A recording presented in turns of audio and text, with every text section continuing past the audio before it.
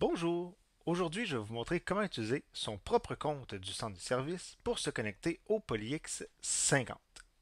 Il y a deux méthodes pour se connecter.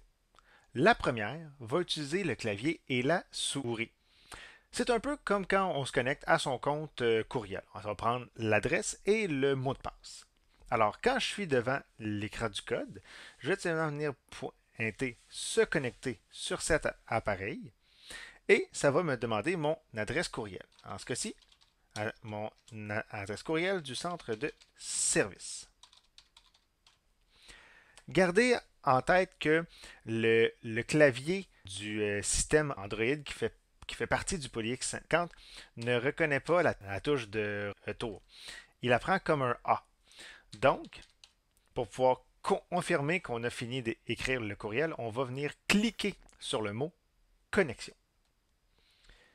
On attend un peu et dans quelques instants, ça va nous demander le mot de passe de notre compte. Donc ici, j'entre mon mot de passe et le même principe, je vais cliquer sur se connecter.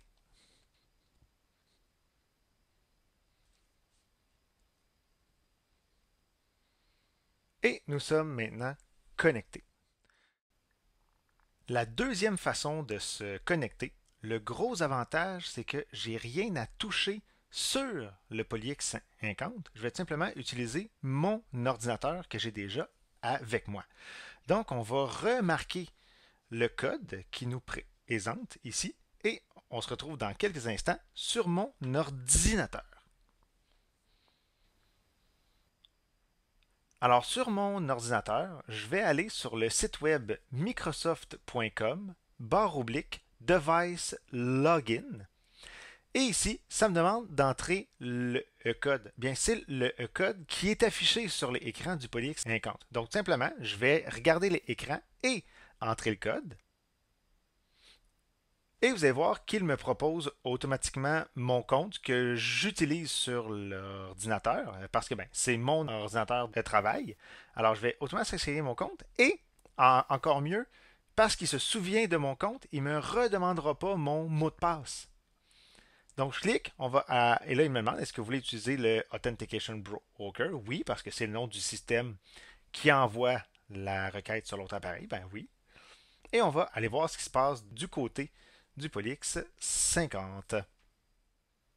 Automatiquement, le Poly reçoit par Internet cette requête-là de connexion. J'ai aucune autre interaction à faire avec lui et il va être connecté à mon compte. Gardez en tête que c'est possible que l'ordinateur vous demande quand même votre mot de passe si vous n'étiez pas encore connecté sur vos services. Alors, si je me suis connecté de la méthode 1 ou de la méthode 2, quand il est temps de me déconnecter, je vais venir cliquer sur le bouton plus. Je vais aller dans les paramètres et vous allez voir l'option se déconnecter. Et donc, voulez-vous vraiment vous déconnecter? Oui. Vous allez voir une petite particularité du système ici, ça se pourrait que le curseur, la pointe du curseur, soit pas exactement précise. Des fois, il faut juste aller un petit peu à côté pour qu'on ait le symbole de la main. Et là, on va pouvoir cliquer sur OK. Et donc, on est maintenant déconnecté.